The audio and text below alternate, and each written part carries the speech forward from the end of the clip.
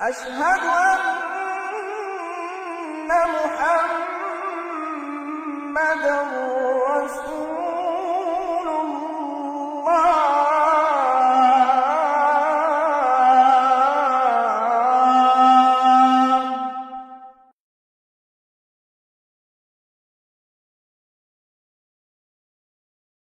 بسم اللہ الرحمن الرحیم. السلام علیکم ورحمۃ اللہ وبرکاتہ. محترم ناظرین، افغان طالبان کا اصل امتحان اب شروع ہوا ہے. اس حقیقت کا انہیں خود بھی ادراک ہے جس کا وہ برملا اظہار کر چکے ہیں. گویا کرنے کا اصل کام اب یہ ہے کہ نیو ورلڈ آرڈر کے برعکس اسلامی نظام عملاً قائم کیا جائے اور پھر شب و روز کی محنت سے اس کو مستحکم کیا جائے، کیونکہ نظام تو انہوں نے پہلے بھی قائم کر لیا تھا، مگر 4 سال بعد ہی امریکہ کی قیادت میں دنیا بھر کی قوتیں اسے ملیہ میٹ کرنے میں وقتی طور پر ہی صحیح لیکن بہرحال کامیاب ہو گئیں. 9/11 تو محض ایک بہانہ تھا. اصل جرم افغان طالبان کا اصل اسلامی فلاحی حکومت کے قیام کی کوشش تھی، جو در حقیقت نیو ورلڈ آرڈر کے خلاف بغاوت تھی، جو ان قوتوں کو کسی صورت قبول نہ تھی، کیونکہ وہ پوری دنیا میں سرمایہ دارانہ نظام کو غالب کرنا چاہتی ہیں. آج جو قوتیں نیو ورلڈ آرڈر کے ذریعے دنیا پر غلبہ چاہتی ہیں، انہی قوتوں نے اس دور میں اپنے اس نظام کے ذریعے خلافت عثمانیہ کا خاتمہ کیا تھا اور اسی مقصد کے تحت سوویت یونین کو بکھیرا کیا. اب یہ کیسے ممکن تھا کہ جس افغانستان کے ذریعے سوویت یونین کا خاتمہ کیا گیا وہی نیو ورلڈ آرڈر کے خلاف کھڑا ہو جائے؟ محض یہی وجہ تھی کہ افغانستان کے خلاف 20 سال تک جنگ مسلط کی گئی اور اس جنگ کا واحد مقصد نیو ورلڈ آرڈر کے خلاف بغاوت کو کچل کر وہاں از سر نو سرمایہ دارانہ نظام کا قیام تھا. اس کے لیے افغانستان میں سیکولر نظام تعلیم کا آغاز کیا گیا. سیکولرزم کو پروموٹ کرنے والے جدید میڈیا کی بنیاد رکھی گئی. فوج سمیت تمام ریاستی اور حکومتی اداروں کا ڈھانچہ سیکولر بنیادوں پر کھڑا کیا گیا اور سرمایہ دارانہ نظام کے تحت سول سروسز کا پورا سسٹم وجود میں لایا گیا. ان تمام کوششوں کے زیر اثر افغانستان کے شہری علاقوں، خاص طور پر کابل میں جو نسل پروان چری، وہ سیکولرزم سے بری طرح متاثر ہوئی. گویا عالمی طاقتیں کم از کم افغانستان کی اشرافیہ میں ایک ایسا سیکولر ذہن پیدا کرنے میں کافی حد تک کامیاب ہو چکی ہیں جو نیو ورلڈ آرڈر کو فالو کرنا چاہتا ہے. یہی ذہن ہے جو موجودہ صورتحال میں افغان طالبان کے نظام کے خوف سے بھاگ رہا ہے، اور یہی ذہنیت اب افغان طالبان کے لیے سب سے بڑا چیلنج ہے. اس ذہنیت کو بھی نظری سطح پر شکست دینا ہوگی، کیونکہ اس کے ہوتے ہوئے اگر افغان طالبان اسلامی نظام قائم کر بھی لے تو اس کا دیر پا اور پائیدار ہونا انتہائی مشکل ہو جائے گا. میدان جنگ میں تو افغان طالبان پوری دنیا کی سیکولر طاقتوں کو شکست دے چکے ہیں، لیکن کیا وہ اس سیکولر ذہن کو شکست دے پائیں گے جو 20 سالوں میں افغانستان میں کافی حد تک پروان چڑھ چکا ہے؟ اسی وجہ سے ہم نے عرض کیا ہے کہ افغان طالبان کے لیے اصل جنگ اب شروع ہوئی ہے، اور یہ جنگ عسکری جنگ سے بھی زیادہ مہلک اور خطرناک ہے، کیونکہ یہ جنگ میدان میں نہیں بلکہ دلوں اور دماغوں میں لڑی جاتی ہے. یہی جنگ تھی جس نے 3 بڑے اعظموں پر پھیلی ہوئی عظیم سلطنت عثمانیہ کو ٹکڑے ٹکڑے کر کر بکھیر دیا تھا. آئیے ذرا تاریخ میں نظر دوڑا لیں. 1784 میں میری مارتھا آف مارٹین نے فرانسیسی صدر نیپولین کی سالی کو کنیز کے بیس میں عثمانی حرم میں داخل کر دیا. یہ خصوصی مغربی تربیت کے بلبوتے پر عثمانی خلیفہ عبدالحمید اول کے دل پر نقش ہو کر سلطنت عثمانیہ میں نقش دل کے نام سے مشہور ہوئی.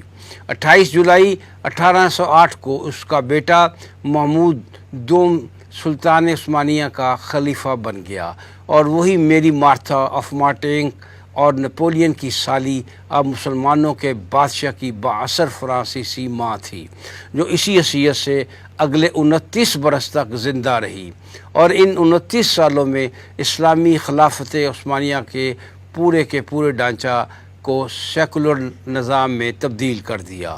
برائے نام خلیفہ محمود دوم نے اپنی فرانسیسی ماں کے زیر اثر روایتی پگڑی اور روایتی لباس ترک کر دیا اور اس کی بجائے یورپی لباس اپنا لیا، اور تمام سرکاری عہدیداران اور اہلکاروں کو بھی مغربی لباس پہننے کا پابند کر دیا۔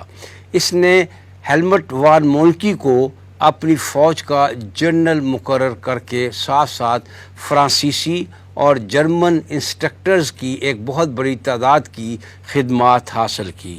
جنرل مونٹی بعد ازاں جرمن فیلڈ مارشل بنا اور یورپی ماہرین کی نگرانی میں ایک میڈیکل سکول قائم کیا گیا۔ یورپی نظام کے مطابق سول سروسز کا ڈھانچہ بنایا گیا۔ طلباء کی ایک بہت بڑی تعداد پہلی دفعہ یورپ بھجوائی گئی۔ سیکولر میڈیا اور سرکاری پرنٹنگ پریس کا اجرا ہوا، جس نے صرف سیکولرزم کو پروموٹ کرنے کا کام کیا۔ ایک شاہی فرمان کے مطابق عصری تعلیم لازمی قرار دی گئی۔ اس فرمان کے تحت لوگوں کو بنیادی تعلیم کے بغیر کوئی ملازمت یا پیشہ اختیار کرنا ممنوع قرار دے دیا گیا۔ اسی طرح طلباء کی جو کھیپ یورپ میں حصول تعلیم کے لیے بھیجی گئی تھی، انہوں نے واپس آ کر صرف ایک کام کیا اور وہ تھا سیکولر نظام کا قیام۔ ان یورپ پر طلباء میں مصطفیٰ راشد بھی تھا، جو بعد ازاں ترک وزیر خارجہ بنا۔ اس نے یورپی نظام کو مسلط کرنے میں سب سے بڑا کردار ادا کیا۔ انسائکلوپیڈیا مصطفیٰ راشد کے بارے میں کہتا ہے کہ عظیم مدبر اور اصلاحات کے دور کے مغرب نواز مصطفیٰ راشد نے اپنے ارد گرد پائے جانے والے مغرب زدہ اور پوری طرح قائل افراد کے ذریعے ہر شعبہ زندگی میں نئے اصول نافذ کرنے کی زبردست کوششیں کیں۔ کون سی کوششیں؟ ملٹری سکولز قائم کیے اور ان میں غیر ملکیوں کو انسٹرکٹرز مقرر کیا گیا۔ دینی مدرسے ذاتی احتیاط پر چل رہے تھے، جبکہ سیکولر تعلیم کے لیے سرکاری سطح پر ایک مرکزی کونسل آف ایجوکیشن قائم کی گئی۔ اسلام میں اور اسلام کے نام پر اصلاحات ضروری قرار پائیں۔ دیوانی عدالتیں یورپی قوانین کے ساتھ قائم ہوئیں۔ عیسائی تمام عہدوں اور انتظامیہ میں شامل تھے، یہاں تک کہ کابینہ کے ممبران بھی تھے، لہٰذا اب عثمانی خلیفہ محض کٹھ پتلی تھا۔ سلطنت کے تمام امور اور فیصلے اب غیروں کے ہاتھ میں تھے۔ خلیفہ سے صرف وہی فیصلہ صادر کروایا جاتا تھا جو عوامی مفاد کے خلاف ہوتا اور جس کا مقصد عوامی جذبات کو خلافت اور خلیفہ کے خلاف برکانا ہوتا۔ یوں جس خلافت عثمانیہ کو 600 سال تک عسکری میدانوں میں شکست نہ دی جا سکی، وہ مغربی تربیت یافتہ نقش دل اور مغربی تعلیم یافتہ مصطفیٰ راشد نے اندرونی طور پر ڈھیر کر دیا۔ اس تناظر میں افغانستان کا جائزہ لیجیے اور سوچئے ان 20 سالوں میں افغانستان کے پوش علاقوں میں کتنی نقش دل اور کتنے مصطفیٰ راشد پیدا ہو چکے ہوں گے۔ ایک نقش دل ہمارے لیے بھی ملالہ کی شکل میں مغرب کی کرشمہ ساز فیکٹری میں تیار ہو رہی ہے، حالانکہ ہماری اسمبلیوں اور اداروں میں پہلے ہی نقش دلوں اور مصطفیٰ راشدوں کی کمی نہیں ہے۔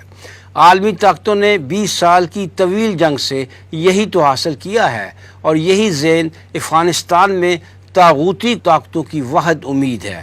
کیوں پوری دنیا افغان طالبان سے مطالبہ کر رہی ہے کہ وہ تمام طبقات کو ساتھ ملا کر حکومت بنائیں۔ اگرچہ افغانستان کے ان شہریوں کو حکومت میں شامل کرنے میں کوئی حرج نہیں جن کا شمار افغان طالبان میں تو نہیں ہوتا، لیکن وہ بھی اسلامی ذہن رکھتے ہیں اور طاغوتی قوتوں کے ذہنی طور پر مخالف ہیں۔ بہرحال اصل سوال یہ ہے کہ یہی دنیا اسرائیل کو کیوں نہیں کہتی کہ وہ فلسطینیوں کو بھی وہی حق دے جو صہیونیوں کو حاصل ہے؟ یہی دنیا بھارت پر کیوں دباؤ نہیں ڈالتی کہ وہ مسلمانوں کو بھی برابری کی بنیاد پر حقوق دے۔ یہی دنیا امریکہ کو آئینہ کیوں نہیں دکھاتی کہ وہ کالوں کو بھی وہ حیثیت دے جو گوروں کو حاصل ہے؟ صرف افغان طالبان ہی کو یہ مشورہ کیوں دیا جا رہا ہے؟ صرف اس لیے کہ جو ہزاروں نقش دل اور مصطفیٰ راشد ان 20 سالوں میں کثیر سرمایہ خرچ کر کے پیدا کیے گئے ہیں وہ نظام میں اپنی جگہ بنا سکیں اور پھر افغان طالبان کی عمارت اسلامیہ کے خلاف ایک سیکولر محاذ کھول سکیں۔ افغان طالبان کو مصر کے الاخوان، پاکستان کی جماعت اسلامی اور دیگر ہم اثر دینی قوتوں کے انجام سے سبق حاصل کرنا ہوگا کہ جنہوں نے سیکولر نظام کو مسلمان کرنے کی کوشش کی، لیکن خود سیکولر نظام ان کے لیے مکری کا ایسا جال ثابت ہوا کہ رفتہ رفتہ ان دینی قوتوں کی ساری طاقت اور توانائی سلب کر لی۔ اس لیے کہ مشروب میں اگر تھوڑا سا بھی زہر ملا دیا جائے تو وہ مشروب نہیں رہتا بلکہ زہر بن جاتا ہے۔ ہماری رائے میں اگر افغان طالبان کو دیر پا اور پائیدار اسلامی حکومت قائم کرنی ہے تو سیکولر ڈھانچے کو پوری طرح مسمار کر کے ہر شعبہ زندگی میں خالصتاً اسلامی اصولوں کے مطابق نظام قائم کرنا ہوگا۔ خاص طور پر تعلیمی نظام کو خالص اسلامی بنیادوں پر استوار کرنا ہوگا، جس میں جدید تعلیم بھی ہو مگر اس میں اقرا بسم ربک الذی خلق پر ہو۔ یہی تعلیم مسلمانوں کی اصل طاقت تھی جس نے آج بھی اپنا فرق شاندار طریقے سے ظاہر کیا ہے۔ یہ اسی تعلیم کی طاقت تھی کہ نہتے اور بھوکے پیاسے افغان طالبان پوری دنیا کی طاقتوں کے ساتھ بھر گئے لیکن اپنی آزادی پر سمجھوتا نہ کیا، جبکہ دوسری طرف جدید تعلیم یافتہ نوجوان غلامی کے اس قدر رسیا نکلے کہ سامراجی طاقتوں کے جہازوں کے ساتھ لٹک کر مر گئے۔ یہی بنیادی فرق ہے سیکولر تعلیم میں اور اس تعلیم میں جس کی بنیاد اقرا بسم ربک الذی خلق پر ہوتی ہے۔ ایک میں طاقت، برکت اور اپنی آزادی کے لیے پوری دنیا سے ٹکرا جانے کا جذبہ اس لیے ہے کہ اس کا مقصود و مطلوب رب کی رضا اور آخرت ہے، جبکہ دوسری میں غلامی کا چسکا، بزدلی اور وہن کی بیماری اس لیے ہے کہ اس کا مطلوب و مقصود صرف دنیا ہے۔ یہ ذہنی غلامی اور دنیوی ہرسی تھی جس نے ان افغان نوجوانوں کو آزادی سے بھاگ کر غلامی کے طیاروں سے لٹکنے اور مرنے پر مجبور کیا، جن کے باپ دادا برطانیہ، روس اور امریکہ جیسی بڑی طاقتوں سے ٹکرا گئے تھے۔ سیکولر تعلیم مغربی استعمار کا وہ پھندا ہے جس نے عالم اسلام کو اغیار کی غلامی پر خوشی خوشی راضی کر لیا ہے۔ یہ غلام ذہنیت ہے جو نام نہاد حقوق اور ترقی کے نام پر قوموں کو ورلڈ بینک، IMF کے دام فریب میں گرفتار کرتی ہے اور پھر سیکولر پالیسی سازی کے راستے ہموار کرتی ہے۔ یہی بھوکی اور دنیوی مارات کی رسیہ ذہنیت اسلامی نظام سے بھاگ رہی ہے۔ طالبان کا سب سے بڑا امتحان اس مغرب زدہ سیکولر ذہنیت کو دوبارہ اسلامی سانچے میں ڈالنا ہے۔ اگر افغان طالبان اس جن کو دوبارہ بوتل میں ڈالنے میں کامیاب ہو جائیں تو ان کی دیر پا عمارت اسلامیہ قائم ہو سکتی ہے اور افغان اقتدار بھی باقی رہ سکتی ہے۔ چنانچہ افغان طالبان کی اصل جنگ اب طاغوتی قوتوں کے ساتھ نہیں بلکہ ان کی پیدا کردہ سیکولر اور ملحدانہ سوچ اور ذہنیت کے ساتھ ہے، اور اس کا واحد اور فطری حل اقرا بسم ربک الذی خلق ہے جو افغانستان میں مضبوط، پائیدار اور مستحکم اسلامی حکومت کی بنیاد فراہم کرے گا انشاءاللہ۔